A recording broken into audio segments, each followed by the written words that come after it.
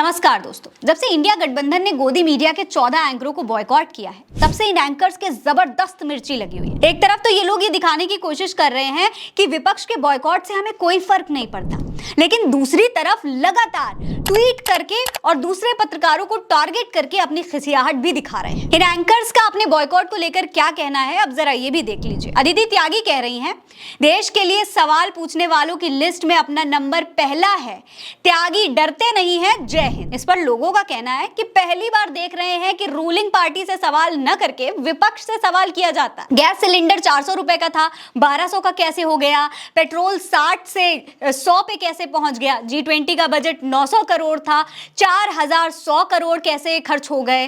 क्या अब ये सारे सवाल विपक्ष से पूछे जाएंगे? अब जरा अमन चोपड़ा की बौखलाहट भी देखिए। कहते हैं, हामिद अंसारी के इंटरव्यू के बाद से ही मैं इस बॉयकॉट वाले बैच को गर्व से लेकर चल रहा हूं, लेकिन सवाल पूछना अभी तक नहीं छोड़ा। बहिष्कार एक पत्रकार के लिए सबसे बड़ा बैज ऑफ ऑनर है। इस सम्मान के लिए धन्यवाद। दोस्तों, वैसे तो मीडिया एक परमानेंट विपक्ष होता है जो कि जनता की बात को सरकार तक पहुंचाता है।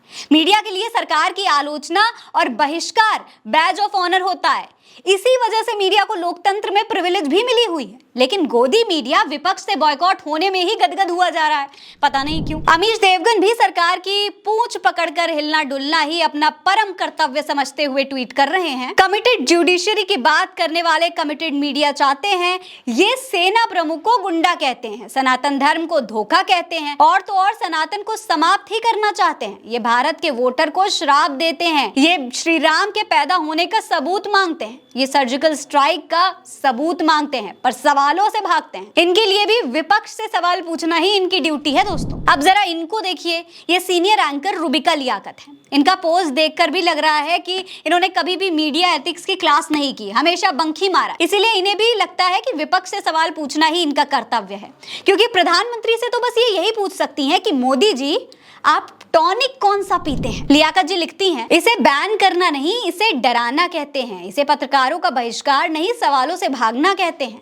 आपको आदत है हाँ में हाँ मिलाने वालों की, वो ना कल किया था ना आगे करूंगी। बैन लगाने की हिम्मत उन नेताओं पर लगाइए जो मोहब्बत की दुकान में कूट कूट कर भरी नफरत परोस रहे हैं। सवाल बेलौस थे, हैं और आगे भी रहेंगे। जय हिंद। दोस्तों, गोदी मीडिया की बौखलाहट अब इस हद तक बढ़ चुकी है कि रिपब्लिक टीवी के एंकर अर्नब गोस्वामी, जो हीरोइनों को डायन और जादूगरनी बताते हैं, वो कह रहे हैं कि हम मर नहीं रहे हैं अपने शो में आपको बुलाने के लिए।